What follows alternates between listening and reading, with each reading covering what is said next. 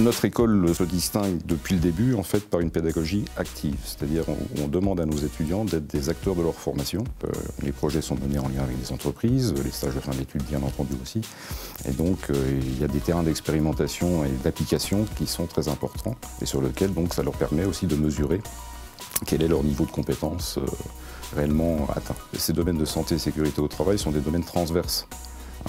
Et nos étudiants, contrairement à d'autres écoles, se placent en fait dans tous les milieux socio-économiques. Et en ce sens, il faut qu'ils aient effectivement ces formations transverses pour pouvoir s'adapter en fait au contexte, aux différents contextes dans lesquels ils vont tomber. Alors on fait partie depuis plus de 20 ans du réseau ARI, qui est animé, donc Analyse des risques industriels, qui est animé par l'INRS de Paris. Dans ce cadre-là, on a réfléchi avec de nombreux collègues autour de nouveaux outils d'analyse des risques à mettre en place. En termes de modules, de façon d'aborder les choses, on a vraiment mis l'humain au cœur de la formation.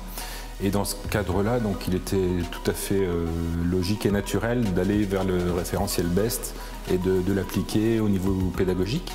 Donc c'est ce qu'on fait depuis plusieurs années, on l'a un petit peu retravaillé et amélioré. Pierre Napremont, moi je suis responsable technique hygiène sécurité à l'ENSGSI. Nous, en fait, sur cette partie Lorraine Fab Living Lab, ce qui va nous intéresser, c'est de pouvoir former les étudiants pour les responsabiliser derrière à l'utilisation de toutes les machines qu'on peut avoir.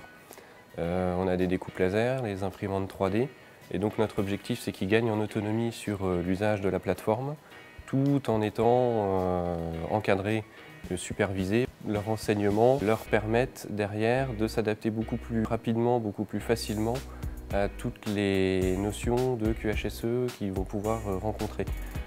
C'est-à-dire que ces notions-là, ils ne vont pas les subir comme une contrainte, mais ils vont les intégrer, les adapter comme quelque chose de structurant dans leur projet.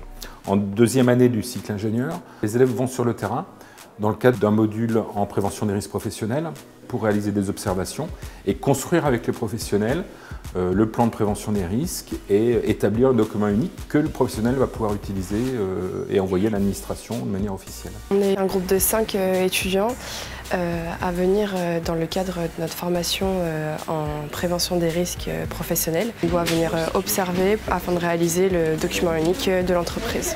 Ce qu'on fait, c'est qu'on répertorie tous les risques et on analyse chaque situation dangereuse et on quantifie la gravité et la fréquence. Ça permet de voir si ces risques reviennent régulièrement dans l'entreprise et tout ça pour assurer le confort et la sécurité du personnel et des salariés au sein de l'entreprise. Chez un barbier, ce que nous on va regarder, c'est comment il coupe, les outils qu'il va utiliser, les gestes répétitifs, la posture. Les produits utilisés, s'ils sont dangereux pour la peau, donc c'est pas une simulation, c'est leur vrai document donc, qui aura une valeur juridique et administrative. On intervient vraiment comme des professionnels en fait.